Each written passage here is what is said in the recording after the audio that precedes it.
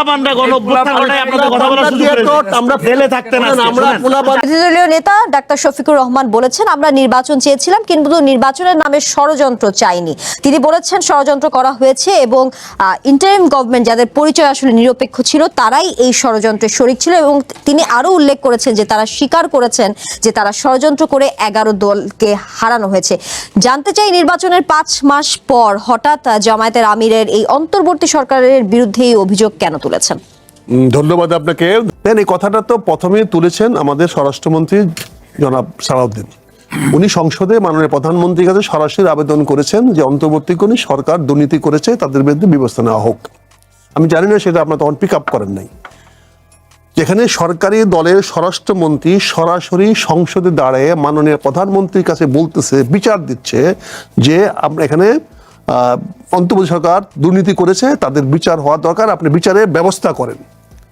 উনি সরাসরি তাকে আহ্বান জানিয়েছে। আজকে আমাদের মাননীয় বিরোধী দলের নেতা স্পষ্ট করে বলেছে হ্যাঁ তারা দুর্নীতি করেছে।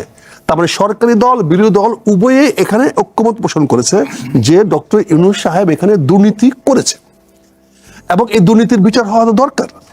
এবং এখানে সবচেয়ে বেশি আরো স্পষ্ট হয়েছে যে আপনি বলেছেন যে প্রশ্ন করেছেন বিদেশিরা কেউ আছে কিনা। আপনি জানেন গত যে বিপ্লবটা হয়েছে সেই বিপ্লবটা হলো আমাদের বাইডেন সাহেব এখানে বাংলাদেশের $29 মিলিয়ন ইনভেস্ট করেছিলেন।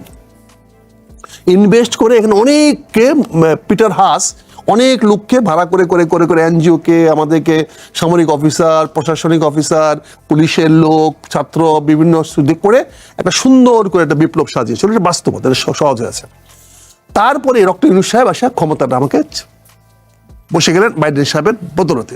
যদি বিপ্লব হয়ে থাকে, আমাদের বক্তব্য ছিল বিপ্লব হলে বিপ্লবী সরকার হবে। ডক্টর ইউনূসকে উনি তো বিপ্লবের সঙ্গে ছিলেন না। এখানে বিপ্লব করেছে, মাঠে ছিল আওয়ামী লীগের বিরুদ্ধে ফাইট করেছে বিএনপি লাগাতার 17 বছর ধরে।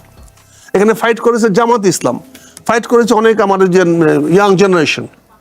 তারা সরকার গঠন করবে, তারা বিপ্লবী সরকারে বসবে, তাদের মধ্যে বিপ্লব হবে। কিন্তু সেখানে দেখা গেল কতগুলো দুর্নীতিবাজ, আসিফ নজরুল, তারপরে ওই যে শফিকুর রহমান, তারপরে আমি নাম দিয়ে বলছি পরিষ্কার দুর্নীতির কথাই বলছেন, দুর্নীতির কথা বলছেন, সেখানে আদিলুর রহমান, তারপরে সেখানে রেজওয়ানের স্বামী তো অনেক দুর্নীতি করেছেন। এটা পরিষ্কার, সবাই দেখেছেন। কাজে দেখা গেছে যে কে করে নাই। ইভেন কি আমাদের ছাত্র নেতাদের মধ্যে দেওয়া হয়েছে স্থানীয় সরকার মন্ত্রণালয়ের দায়িত্ব ছিল, সে তো দেদারসে দুর্নীতি করেছে, সবাই বলে। এমন কাজে এই যে দুর্নীতিরা তারা করেছে এটা তো স্পষ্ট হয়েছে। আজকে আমাদের নেতা ডক্টর শফিকুর রহমান স্পষ্টত বলেছে যে এটা একটা সুষ্ঠু বিচার হওয়া দরকার, তদন্ত হওয়া দরকার। কিন্তু সেই ক্ষেত্রে নির্বাচনের এই 5 মাস পর যে 11 দলকে আসলে ষড়যন্ত্র করে যে হারানো হয়েছে নির্বাচনে, সেটি আসলে কেন বলেছে? বা আসলে আপনি আবার এটি উল্লেখ করেছেন জামায়াতের আমির যে তারা স্বীকার করেছে যে তারা ষড়যন্ত্র করেছে। এই ষড়যন্ত্রের সাথে আসলে ষড়যন্ত্র পরিষ্কার, কারণ আপনি দেখেন কয়দিন আগে বিষয়টা তো আমি নির্বাচনে হারানোর পরিষ্কার কয়দিন আগে দেখেন আপনাদের মার্কিন যুক্তরাষ্ট্রের রাষ্ট্রদূত আমাদের খলিল সাহেবের সঙ্গে পররাষ্ট্র মন্ত্রী অভিষেকে দেখা করে বলছে যে আমরা অস্ট্রেলিয়ার সঙ্গে জয়লাভ করেছি, আপনারা যদি বাজি ধরতে চান তাহলে আমেরিকার সঙ্গে বাজি ধরতে হবে। যদিও আমেরিকানরা হেরে গেছে পরে, এখন বাজিটা ধরলে কি হইতো আমাদের অবস্থা বুঝতে পারছেন। কাজে আমেরিকানরা তো চাচ্ছে এবং বলছে যে এই সরকারটা তারা এনেছে ক্ষমতায়, এটা হয়তো স্বীকার করবে না সরকার। কাজে এই সরকার তো তারা বিভিন্নভাবে ষড়যন্ত্র করে ক্ষমতায় আনছে। এখানে আনার পরে আমরা কি দেখলাম, যে আমরা সাউথ প্লাজা দেখলাম যে মার্কিন যুক্তরাষ্ট্রকে আমরা অনুষ্ঠান করতে দিলাম। কেন, কি কারণে, কি যুক্তিতে? কেন আমার দক্ষিণ প্লাজায়, আমার সংসদ যে সার্বভৌমত্বের প্রতীক, সেই সংসদের দক্ষিণ প্লাজায় কেন আমেরিকান পতাকা উড়াইয়ে সেখানে একটা অন্তর্বর্তী সরকারের যে বিষয়ে আপনারা অভিযোগ তুলেছেন তারা ষড়যন্ত্র করেছে, সেই অন্তর্বর্তী সরকারে তো 2 জন ছাত্র উপদেষ্টাও ছিলেন যাদের সাথে আপনি যে এনসিপির সাথে আপনারা আসলে জোট করেছেন, তো সেটি নিয়ে কি বলবেন? আসলে না যারা তদন্ত করে তারাও যদি সেটা জড়িত থাকে তাদের বিচার হবে। আমরা তো বলছি যে অন্তর্বর্তীকালীন ষড়যন্ত্র করে সেটা করেছে, না হলে তৎকালীন সময়ে ছাত্র নেতারা পাশ না করার তো কোনো যুক্তি ছিল না, কারণ সারা বাংলাদেশ তাদের পক্ষে ছিল। আজকে উদীয়মান আমাদের এখানে নেতা আছেন, তারা দেখেছেন যে বাংলাদেশের মানুষ সকল যুবক এবং আজকের প্রজন্ম যারা পাশ করেছে, আমাদের মতো বৃদ্ধ প্রজন্ম তো এখানে আর নাই, আমরা তো পাশ করতে পারি না, নমিনেশনের মতো চাইও নাই, আমরা যাইও নাই। কিন্তু ষড়যন্ত্র যে হয়েছে এটা তো আসলে এস্টাবলিশড হয়েছে, এবং এই ষড়যন্ত্র করে আজকে রাজনীতিতে ষড়যন্ত্র একটা অংশ, জি। এবং ষড়যন্ত্র করে যে জয়লাভ করতে পারে, it is a tricks of the game. জি, কিন্তু নির্বাচনে যে ইলেকশন ইঞ্জিনিয়ারিং হওয়ার অভিযোগ আবার নাকচ করে দিয়েছেন টিআইবির নির্বাহী পরিচালক ডক্টর ইফতেখারুজ্জামান। তিনি বলেছেন, আমাদের বিবেচনায় আমরা কোনো ইঞ্জিনিয়ারিং পাইনি, এমনকি দেশি বিদেশি পর্যবেক্ষকরাও বলছেন নির্বাচন অবাধ ও সুষ্ঠু হয়েছে। তাহলে আসলে আপনাদের কথা জনগণ কেন বিশ্বাস করে? দেখেন, একটা প্রতিক্রিয়া হিসেবে বলছি আর কি। টেলিফোনের ভিতরে সার্কিট কিভাবে কাজ করে এটা টেলিফোন মেকানিক জানে না, এটা শুধু জানে ডিজাইনাররা। ইফতেখারুজ্জামান সাহেব হলেন একটা এনজিওর একটা ভাড়াটিয়া লোক। তারা কদিন ইয়ার সঙ্গে ছিল, বন্ধু সরকারের সঙ্গে ছিল, বিভিন্ন সংস্কারের সঙ্গে ছিল, কই কিছু করতে পারছে? তারা কথায় কথায় দুর্নীতি দেখে, অন্তঃসরকার দুর্নীতি তারা দেখে না। তারা সারা সব লোক, আওয়ামী লীগের দুর্নীতি দেখে, বিএনপির দুর্নীতি দেখে, তারা বিএনপি যতবার ক্ষমতা ছিল তাদের দুর্নীতি দেখেছে। আর এই ইফতেখারুজ্জামান সাহেব গত 2 বছরের কোনো দুর্নীতি দেখে নাই। কাজে এই সমস্ত যে কি বলে যে ওই যে পরজীবী লোকগুলা যারা অন্যের কথায় উঠে বসে এবং তারা রাজনৈতিক দলগুলোকে সবসময় চলে, রাজনৈতিক দলকে অবমূল্যায়ন করতে চেষ্টা করে, রাজনৈতিক দলের প্রতি তারা সবসময় একটা আক্রোশ নিয়ে কাজ করে। কারণ উনি তো 2 বছর ছিলেন, উনি বুক ফুলে বলেন দুর্নীতি হয় নাই। আর ষড়যন্ত্র যে হয় নাই তাদের কি হচ্ছে আমরা কি দেখেছি? আমরা তো ইলেকশনে এমনকি সরকার, এমনকি আমাদের স্বরাষ্ট্রমন্ত্রী সাহেব বলেছেন যে আমরা যদি সংস্কারের দাবি না মানতাম তাহলে নির্বাচন হইতো না। তার মানে এটা ষড়যন্ত্রের অংশ। মানে আমরা এই যে ষড়যন্ত্রটা কি জিনিস, একটা বলবো আর একটা করবো, এটা ষড়যন্ত্র। কাজে এখানে ষড়যন্ত্রের আলামত তো আমরা পাচ্ছি। এবং আজকে যে আমাদের দলীয় প্রধান বলেছেন, এটা বলিষ্ঠ কথা বলেছেন, আমরা সরকারের কাছ থেকে সুস্পষ্ট জবাব চাই। এবং আমরা অবশ্যই যে কোনো মূল্যে আমরা অন্তর্বর্তীকালীন সরকারের দুর্নীতির তদন্ত চাই, বিচার চাই।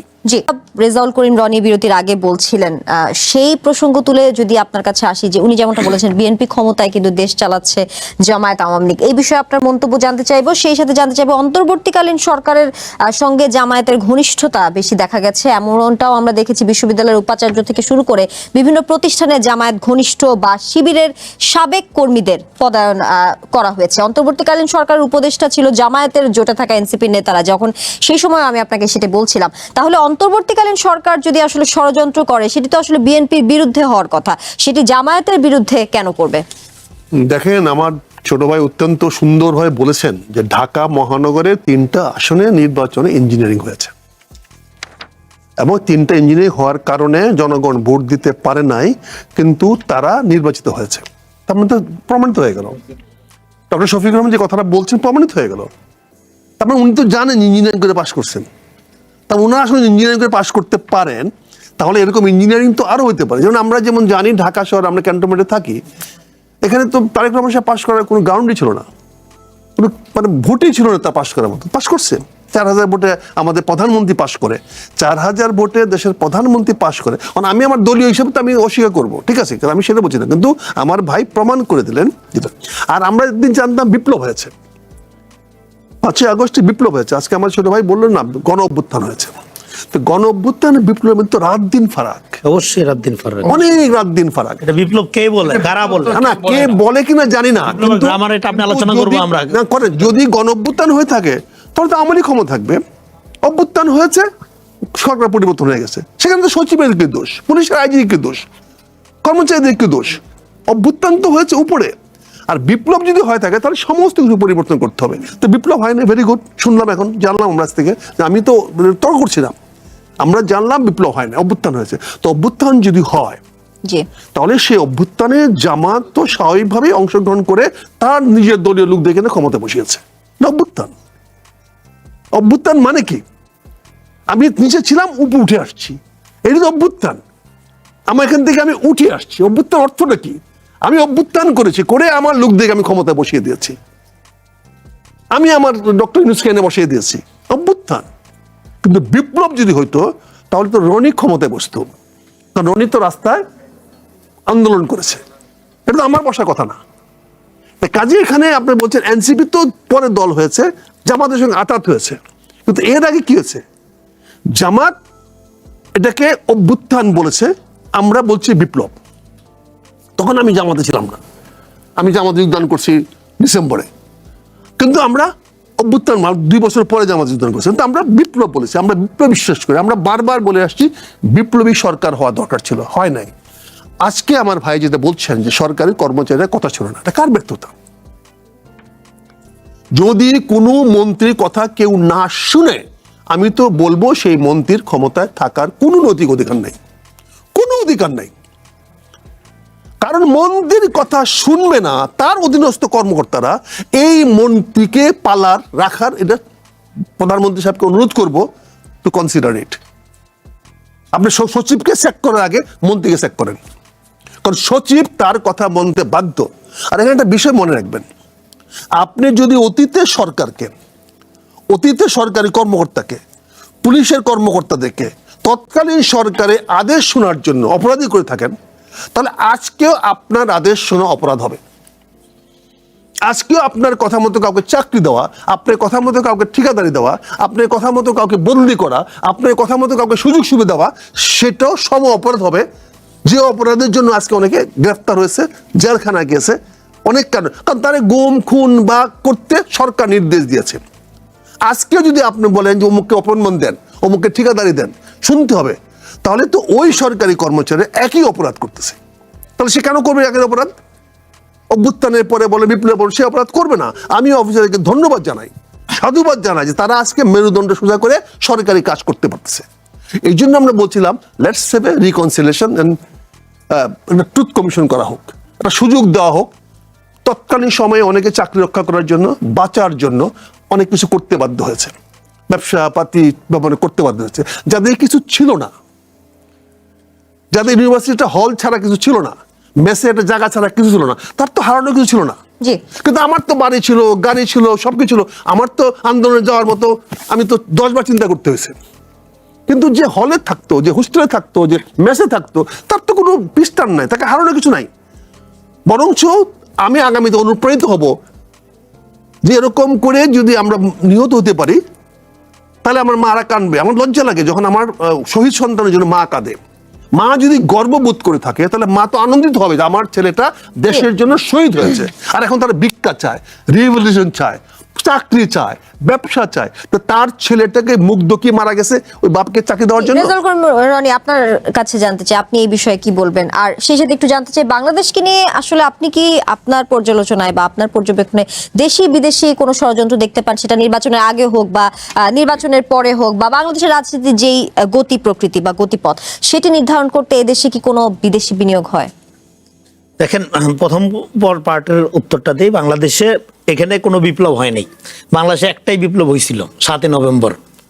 বিপ্লব হলে কি করতে হয়? ক্লাসিক্যালি বিপ্লবের জন্য একটা নির্দিষ্ট কর্মসূচি লাগে, সেই কর্মসূচি বাদও দিলাম, ইডিওলজি বাদ দিলাম। তারপরেও বিপ্লবের পরে মিলিটারি, ব্যুরোক্রেসি, জুডিশিয়ারি, তিনটার নিয়ন্ত্রণ নিতে হয় ক্ষমতা দখলকারী অংশের, যেটা একমাত্র জিয়াউর রহমান ক্ষমতা দখল করে নিয়েছিলেন। এরপরে আর বাকি যারা 90-ও বিপ্লব হয় নাই, অভ্যুত্থান হয়েছে। 24-এও জুডিশিয়ারি নিয়ন্ত্রণ নেওয়া হয় নাই, ব্যুরোক্রেসি ভাঙা হয় নাই, মিলিটারির মতো ফাংশন করেছে। ফলে একটা একদম টেক্সট বুক এক্সাম্পল হলো গণঅভ্যুত্থানের। এখানে বিপ্লবের কথা যারা বলেছে কিছু উদ্ভ্রান্ত বুদ্ধিজীবী, যাদের নানা রকম ধান্দা ছিল, যাদের আত্মীয় স্বজন, অনেকজনের নাম আক্তার সাহেব অলরেডি নিয়ে নিচ্ছে, আমি আর না নিলাম, আত্মীয় স্বজনকে তারা ইন্টারিমে ক্ষমতায় এম্পাওয়ার করছে, করার মধ্যে এখানে বিপ্লব বলে উত্তেজনা তারা ছড়াইছে। কিন্তু এই পুরানো স্ট্রাকচারের মধ্যে তারা ক্ষমতায়িত করে ফেলছে নিজেদের লোকজনকে। আবার বাইরের থেকে বলছে গাছতলায় বাসতলায় শপথ নিতে হবে। তো ফলে তারা অঙ্কুরে এই বিপ্লবের সম্ভাবনা বিনষ্ট করেছে। করার মধ্যে দিয়ে গণঅভ্যুত্থানের বিরুদ্ধে এই ইন্টারিম সরকার হাঁটা শুরু করছে প্রথম দিনেই। কেন হাঁটা শুরু করেছে? কারণ ইন্টারিম সরকারের উপর ভর করেছিল যে শক্তিটা, যেটা জামাত নতুন করে ভাই জয়েন করছে, এই জন্য ওনাকে জামাত ধরতেছি না ওইভাবে। তো আরেকটু পুরান হোক, পরে ধরবো। পূর্ণ জামাতে ধরেন না, আরেকটু পুরান হয়ে নেন, তারপরে ধরবো, এখন ধরিয়া লাভ নেই। তো ফলে জামাত কি? Jamaat always pro establishment, anti nation politics করে। প্রো এস্টাবলিশমেন্ট সব আমলেই সে সরকারের পার্ট ছিল। কোন আমল বাদ দিবেন আপনি? 86 সালে সে এর সাথে সাথে চলে যায়নি? সেই সময় তো আপনারা সাক্ষী ছিলেন, আমার সিনিয়র, আপনারা জানেন। আপনাকে আর সহজ করে দিই, জামাত শুরুতেই ব্রিটিশ গভর্নমেন্টের পক্ষে ছিল, প্রো এস্টাবলিশমেন্ট। এই জন্যই তো বলছি, আমি অস্বীকার করছি, রাইট, এটা অস্বীকার করার সুযোগ নেই। এটাই তার politics. Pro establishment, anti nation politics করছে সে। ইতিহাস in the wrong side of history. Not anti nation, say pro establishment. এই তো প্রশ্ন for the 71 A anti nation, 71 A anti nation শেষ করি। 71 এ এন্টি নেশন কেন? না, সে তো সরকারের পক্ষে, না এন্টি নেশন, সে তো নেশন তৈরি, সে সরকারের পক্ষে ছিল। না, সরকার তো নেশন তৈরি করে না। 71 নেশনটা তো ন্যাশনাল 16 আপরাইজিং হইছে, 16 ডিসেম্বর মানুষ অস্ত্র হাতে নিয়ে আপনি নিছে, পক্ষে ছিলেন। সে শুধু পাকিস্তানের পক্ষে থাকা কোনো সমস্যা না, আপনি এখন- সে গণহত্যায় অংশগ্রহণ করছে, দ্যাট ইজ প্রবলেম। সে 16 ডিসেম্বরের আচ্ছা ভাই, আগ পর্যন্ত আপনি সে যে দলটি পাকিস্তানের পক্ষে করছেন, ছিল, পাকিস্তানের এবং পক্ষে সে থাকা কোনো সমস্যা না। সে গণহত্যা করে আপনি না। মুক্তিযুদ্ধে আপনার যে অবস্থান ছিল, আজকে যে দলটিতে জয়েন করেছেন সেই দলটি আপনার অবস্থানের বিপরীত ছিল। এইটাই হলো না, না, difference। আমার পাকিস্তানের অবস্থানে- সমর্থন আমার করাটা অপরাধ না, কিন্তু এটা ভুল, অনেক নাম অন্যায়। বলতে পারবো যারা ছিল কিন্তু আপনাদের দলে বড় বড় নেতা। কিন্তু জামাতে ইসলাম গণহত্যায় অংশ নেয় নাই, আপনি মুক্তিযোদ্ধা হিসেবে দয়া করে এই কথাটা আর বলি। 100 বার বলছি, 1000 বার বলছি, আল বদর- এতে প্রমাণ আছে। হ্যাঁ। আল বদর হলো বিহারিস, আল বদর বাঙালি না। আর বুঝতে হবে, আপনি ইতিহাস নিজামী জানতে সাহেব হবে। কোথায় ছিলেন? হ্যাঁ? নিজামী সাহেব কোথায় ছিলেন? নিজামী সাহেব একটা ক্লাস সেকেন্ড ইয়ার পরে একটা ব্যক্তি, রাজাকার কারা ছিল? একটা ব্যক্তি ছিল। রাজাকারে কারাজন, রাজাকার ছিল বিহারিরা, বিহারিরা হ্যাঁ, নাজাম ইসলামেরা, মুসলিম লীগের লোকেরা। বা জামাতের লোকজন কি আরে ছিল না? জামাত তো একটা ছোট্ট পার্টি তখন, জামাত একটা অংশ, জামাত তো পুরো সব জামাত মিলে একটা- 3000 লোক না জামাতে। আচ্ছা যাই হোক। ইস্ট পাকিস্তান জামাত ইসলাম একটা আচ্ছা আমার মনে হয় বাংলাদেশের কোনো মানুষ 71-এর না, না, ব্যাপারে কোনো- জামাতের মুখ থেকে কিছু শুনতে চায় না। জামাতের কাছে 71 ইতিহাস কেউ এটা শুনতে তো চায় আপনি না বাংলাদেশের আজকে কোনো। পোলাপান হচ্ছে, আপনি কি শুনবেন? পোলাপানের হয়, আমরা এই তো কথা বলতেছি, বলবেন না। মানুষের সাথে হাজার পোলাপানরা 24 ঘটাইছে। আরে হাজার লিখতেছি। তো পোলাপানরা গণঅভ্যুত্থান ঘটায় আপনাদের কথা বলার সুযোগ পেয়েছে। আমরা জেলে থাকতেন আজকে, আমরা শোনেন। পোলাপান আচ্ছা, শেষ করি পরে বলবেন। আমরা পোলাপানদের টাকা দিয়ে মানুষের বাড়িতে ঢিল দেওয়াই, রেজাল্ট করে এটা তো বলেন, দেখে আসছি বলছিলেন। পোলাপানদের শেষ- কিভাবে শেষ ব্যবহার করি, করতে পরে হয়, আপনি বলুন। পোলাপান দিকে কেমনে ঢিল মারতে হয়, শেষ করি। ঢিল দিয়ে তোমরা দেখে আসছি। দিল মারা নেই পোলাপান। আরে পোলাপান দিল মারছে। নিজেরা দায়িত্ব নিয়ে না, কোনো দায়িত্ব হাসিনার নেই। দিছে, ঢিল আছে। মারা নাই। বলতে রেজাল্ট দাও করে দেয়, মানে দেয় আপনি নাই। বলছিলেন। দিছে। আমরা পিটার একজন হাস, একজন করে একটু পিটার বক্তব্য হাস শুনি। বলে গেছে। জি পিটার হাস বলে গেছে। পিটার হাসের ব্যাপারে আপনি ভক্ত হইতে পারেন, আমরা পিটার হাসের ভক্ত না। পিটার ভক্ত না, আমরা পিটার হাসের কথা বলছি আপনারা। আমরা এখানে এখানে জামাত যেরকম 71-কে ভারতের ষড়যন্ত্র মনে করে, আওয়ামী লীগও এখানে আপনার 24-কে আমেরিকার ষড়যন্ত্র মনে করে। আপনি তো জামাত করেন, ভালো কথা, ওয়েলকাম। আওয়ামী লীগের বয়ান তো অন্তত দিতে পারেন না, দয়া করে এইটা দিয়েন না। না, আওয়ামী লীগের বন্ধু, আমরা আওয়ামী লীগ এটা বলে না? আমেরিকা তো বাইডেন নিজেই বলছে যে বাইডেন এখানে $29 মিলিয়ন দিয়েছে, ট্রাম্প বলেছে। কে বলছে? ট্রাম্প বলেছে কিসের জন্য দিয়েছে 29 মিলিয়ন? সে 29 বাংলাদেশে রিজিউম চেঞ্জ করার জন্য। রিজিম চেঞ্জ করার হ্যাঁ, জন্য? সে দিয়েছে, এখানে- সে তো বলেছে। এখানে যে দাতব্য সংস্থাগুলো কাজ করে, তারা কি তাদেরকে এখানে যে টাকা কে অ্যাকশনের দিছে? কাজ করে, এদেরকে টাকা কে দিছে? এটা কি আজকে নতুন কাজ করে? টাকা কে দিছে? এনজিও কে টাকা কে দিয়েছে? আদিলুর রহমানকে টাকা কে দিয়েছে? আদিলুর রহমান ক্ষমতা চ্যানেল আয়ের এই জিল্লুকে কে টাকা দিয়েছে?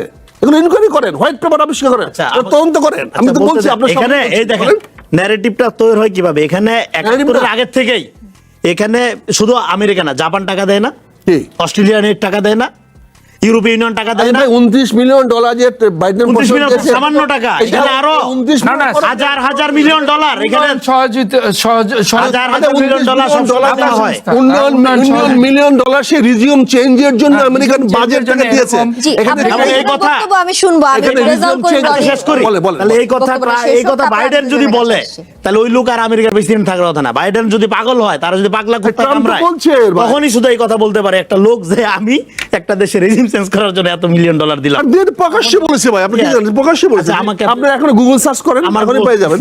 আচ্ছা, তো যাই হোক, তারপরের প্রশ্ন যেটা হলো, দেখেন হ্যাঁ, এইটা খুব সুন্দর কথা। Conspiracy according to Machiavelli part of politics.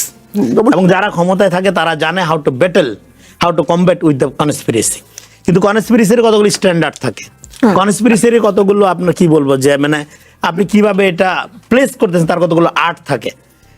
এটা হলো জামাত যেভাবে কনস্পিরেসিটা আপনার আনতেছে সামনে, যেমন ধরেন ভারতের আপনার গোয়েন্দা সংস্থার লোকজনের সাথে তারা গোপনে দেখা করে। এটা গোপনে দেখা করুক, অসুবিধা নেই, গোপনে দেখা করে তো অন্যায় না, এটা তারা আপনি পলিটিক্যাল জানেন পার্টি কেন? দেখা করবেই। গোপনে না, আপনি কিন্তু এটা জানেন। আবার প্রকাশ্যে বলে দিচ্ছে। আপনি জানেন কেন? বলে না, এটা ওনারাই বলতেছে, আপনাদের সম্মানিত আমিরই বলছেন, এটা আমি আবিষ্কার করিনি।